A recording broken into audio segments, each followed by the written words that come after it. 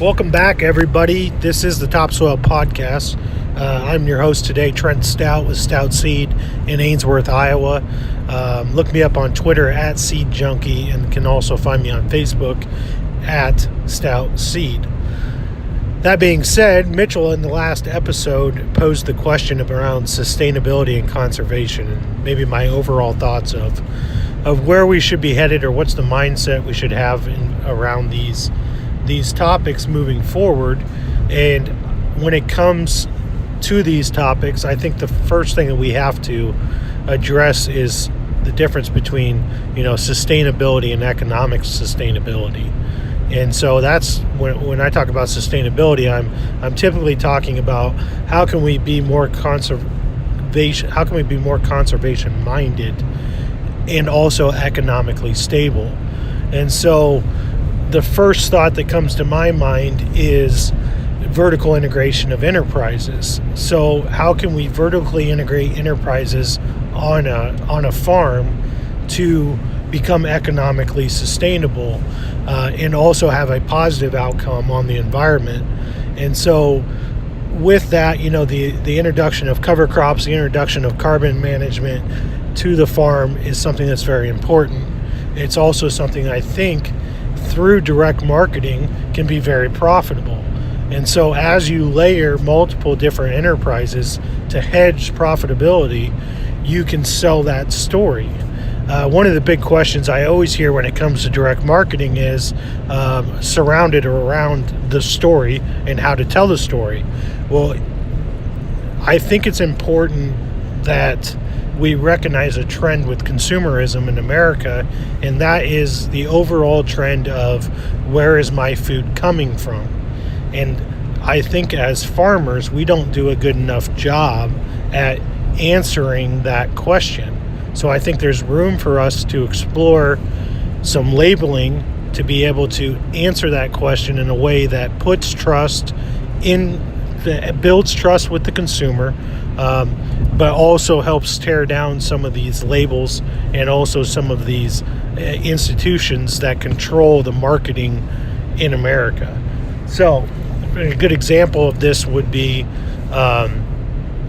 if you have livestock and you're going to market your livestock to the end user, and you're doing that through documentation on Facebook, Twitter, social media constantly of how you're raising that animal before it winds up on a consumer's plate. And that process of how you raise something we found to be effective.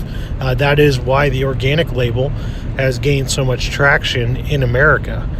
We have to recognize that consumers overall have very little knowledge of where their food comes from, how it's raised, or what a lot of these labels even mean. There was a great article that was posted on a Facebook group that I'm a part of that talked about the unsustainability from a carbon footprint standpoint of organic farming. So in other words, if America was to switch to 100% organic production, it would not be sustainable in the long run. I think there is some basis for this. I think when we look at the reduction of yield, when we look at the carbon impact that we have on tillage, the anti-conservation practice of tilling ground continuously to protect yourself against weeds has a net negative impact overall in a global supply market. So that being said, there's a place to be carved out for a regenerative agriculture standard, a standard that actually goes to fit both the conservation need that we need when it comes to nitrate leaching, when it comes to a lot of the problems that we see from conventional agriculture, to also a quality need from the consumer. And I think that those needs can meet somewhere in a space that can be carved out by individual practices within a farming enterprise. And so ultimately, when someone asks me a question about sustainability, these are my thought processes. One, make sure there's a great, I think Gabe Brown maybe shows this in his presentation, or maybe he's actually gets credit for the quote. I'm not sure about that. But he says if you're removing more carbon than you're putting back into the system while farming, then your kids will not farm after you. And so that's kind of my approach here, in the sense that we need to switch to a farming carbon mindset. And what that means is that we need living, active plants dying. We need active living plants, and we need dying species at all times within a calendar year on your farm. This is the basis for regenerative agriculture. This is how nature works. When you look in nature, you constantly have living and dying species all around you. And so this is what helps feed the soil. This is what helps create healthy soil systems, supports the biology within the soil. And because of this, there is a movement that would make the claim that you actually get more nutrient-dense food from this practice. If this is true, and if the consumer would decide that this is valuable, I think there would be premium that could be captured within this thought process. Overall, the farmer then becomes more in control of how they market and where they market this to, therefore leading to better profitability. So overall thoughts, just in sustainability in general, what are some of the things that we look at? I think one thing to keep that maybe is overlooked that you should pay attention to no matter what your farming practice is nitrogen to bushel ratios, or nitrogen to output ratios. So how many pounds of nitrogen does it take for me to produce set amount of crop? Since nitrate leaching is one of the major topics when it comes to sustainability, and nitrate leaching seems to be the big hot topic around sustainable agriculture, I think it's important for us to look at that metric within our own operations to get a good grasp on that. Currently in our business, we look at hybrids. We evaluate hybrids based on that metric. So in other words, how many bushels of corn can we produce with this hybrid, and what's its response to nitrogen? So if I have 160 pounds of nitrogen on, can this hybrid produce 200 bushels of corn? If it can, then it's at a 0.8 ratio.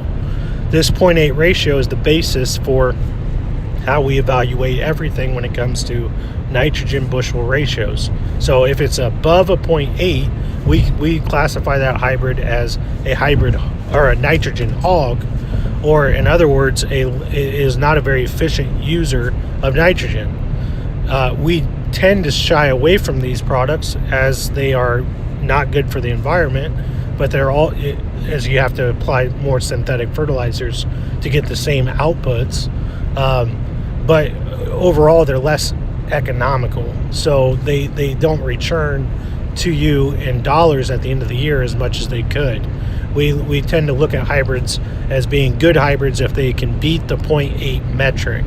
So if I'm putting on 160 pounds of nitrogen and I'm getting 220 pounds of or 220 bushels from 160 pounds, I'm beating that 0.8 metric, and therefore this is a sustainable hybrid. And I've seen those metrics go anywhere from 0.4 as the lowest, all the way up to 1.1. And if you're getting 1.1, that is not economically nor environmentally sustainable. So that is where we start when we evaluate these things. And I think is something that, if just for good practice, is a metric that you can easily look at after this year's crop and make evaluations on the hybrids that you're currently using. So those are kind of general thoughts and a little bit about a metric that we use when we talk about sustainability and conservation.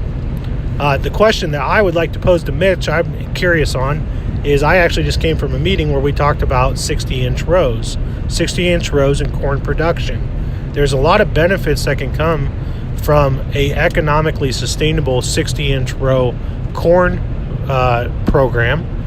One of these could be, the fact that you could produce and harvest another crop in that growing season in between those 60-inch rows. You could also have a other crop that produces nitrogen in those 60-inch rows to therefore give you organic nitrogen sources to feed your corn plant, which again would play into conservation. But there's also just a economically sustainable cover crop application here where we can not have to fight that fall window and get a cover crop established earlier in the growing year.